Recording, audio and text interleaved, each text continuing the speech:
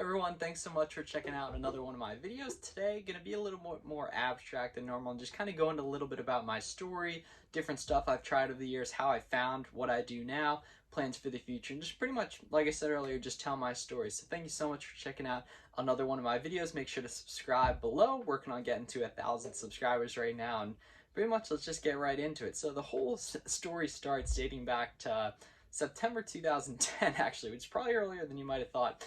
But that's kind of how I found all this like social media, online business kind of stuff for the first time in a very informal way, as I think I was 13 at the time. So September 2010, I got, ironically, a Lego set, similar to these. These are investments back here though. But basically, and I couldn't figure out how to build it, right? I don't know why I couldn't get it together, even though there is instructions and everything. But for whatever reason, I couldn't. And so for weird curiosity, looked it up, like Googled maybe like how to or something of that set, that Lego set. And then basically I found this guy had a YouTube video about it, and I kind of went down the rabbit hole of just Legos on Lego YouTube and all that stuff, and watched a bunch of other people's videos. Proceeded to make a bunch of my own videos, which actually aren't up anymore, unfortunately. Or actually they might, I don't know. But I don't think they're up. Or at least not on a channel I have access to. But basically, I just started kind of joined the Lego YouTube community and gradually joined the Lego community over on Flickr, which is an old site that they kind of screwed with the layout and everything. It's not too prominent anymore, but it was very prominent back then, I think, as like a photo sharing platform kind of before Instagram. And so I spent the next few years just being a part of the Lego community on there, posting pictures of my own creations, and this is more like abstract stuff, and just kind of getting to know different people. That was like kind of the first experience I had, like networking, making friends with people online and everything, which at the time, and it's still kind of weird today to a lot of people, but back then, especially because I was an early teenager, it was really weird. But I would be Skyping with kids, going to conventions and stuff throughout the year, and kind of just learning like collaboration, networking and all that. And where the whole part of this, like me doing e-commerce now, this is where I started to do business for the first time. So I was trading with people all the time, shipping packages, taking orders, all this kinds of stuff for rare Lego pieces. Like there were like this one leaf piece is like 25 to 30 cents per little piece, and I would have a ton of those. I'd be trading with people for different things, different figurines and all that. And so that's really where I learned like kind of trading and all that.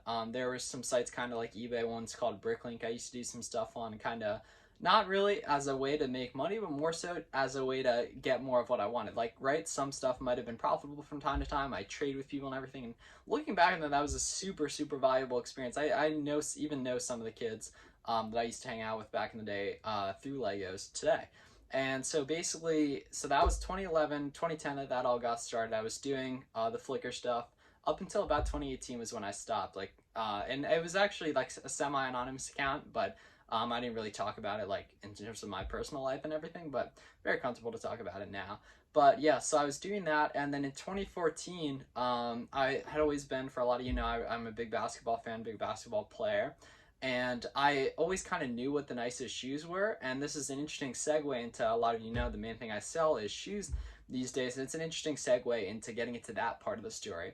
So it was spring of 2014, so about over 7 years ago at this point. It's crazy it's been that long, but one traded for the world. And for some reason, I was at school and a kid walked past me, a kid I knew pretty well from my basketball team, lacrosse team. And he had these shoes on, the Gamma 11s. A lot of you probably know those. They were super hot at the time. Still pretty nice shoes.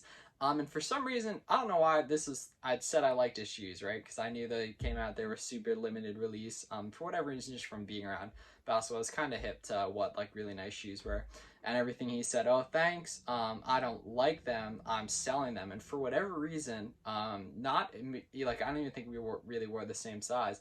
I asked him how much they were, and he said 160. And whatever little bit of entrepreneurial curiosity I had came out for whatever reason in that part. And so I was pretty sure like those shoes retailed for 180, I think. The retail in Jordan 11s is a lot higher now. I think it's 220, don't quote me on that. But I knew even used they would sell for more than 160.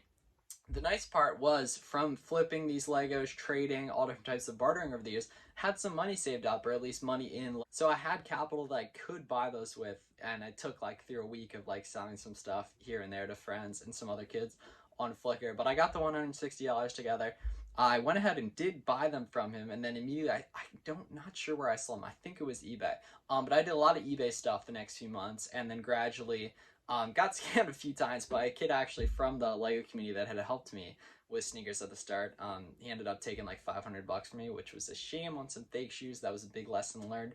But I was curious. I was trading shoes. I was selling them here and there on eBay. And then for whatever reason, this guy introduced me through eBay messages. He told me to join these different Facebook groups, and Facebook groups would be my home for the next 2 years until 2017. I was just selling a lot of stuff in there, and by this time I'm not doing any type of scale. Like, I was probably only selling like 10 to 20 pairs a month, and that was fun at the time. Like, I was in high school, and it was a great way to meet people and everything. I actually still know some of the people that I got started with back then. They're doing really awesome things today.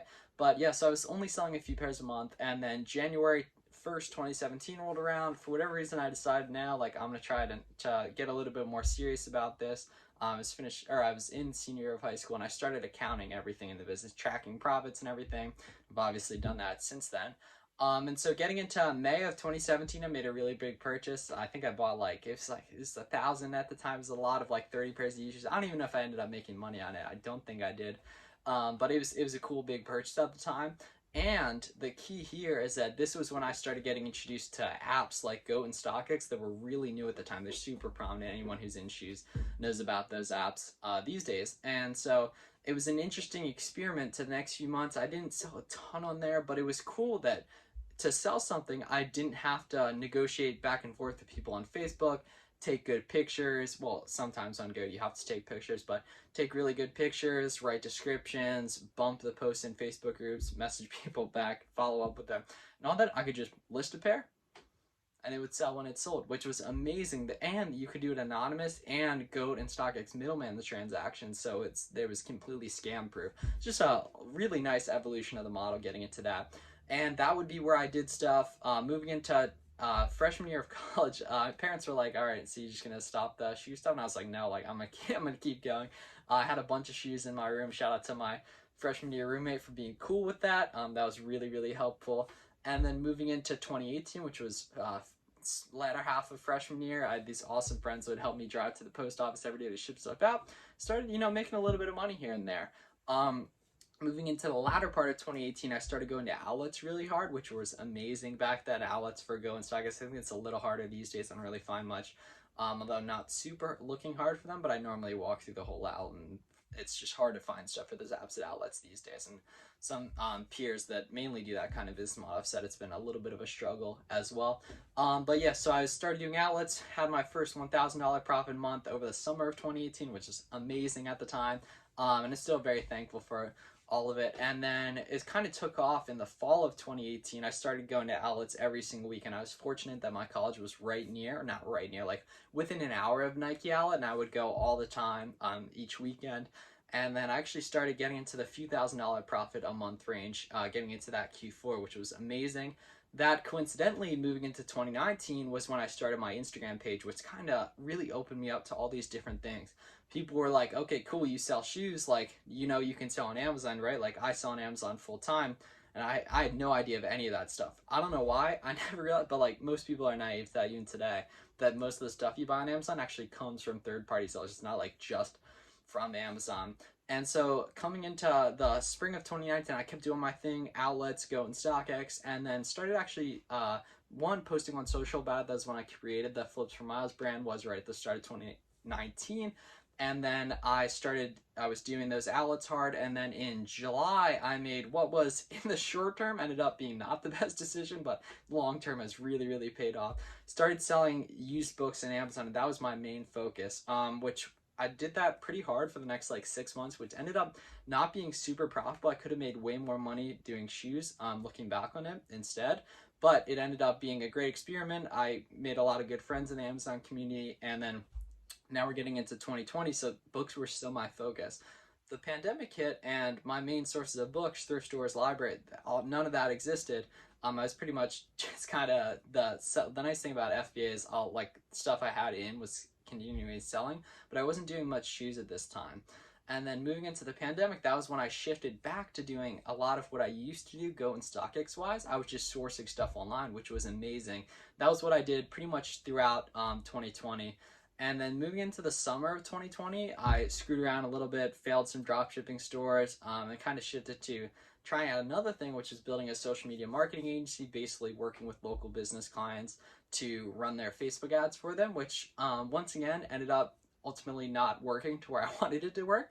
Did make a few $1,000s a month off that, but it was kind of frustrating. I just really didn't enjoy client services, so it wasn't what I was interested in doing at the time. And now we're getting into 2021, which I still wasn't reselling hard. I was trying to make the agency thing work. The nice thing was, independent of all those different businesses I tried, I was still building up the the Flips for Miles brand on Instagram and Twitter, and now getting into YouTube, like you're obviously watching right now. I'm very excited about that. Super thankful for all the relationships I've built throughout the years working on that, and excited to continue really grinding on it the next few years and beyond as well. So moving into 2021, I was not enjoying what I was doing, trying to build a social media marketing agency, and still reselling on the side, which was great. And then moving into February, March area, my man Logan, if you're watching this, I really, really appreciate it. But he showed me how to unlock a lot of the big brands on Amazon, like Nike, Adidas, Under Armour, and that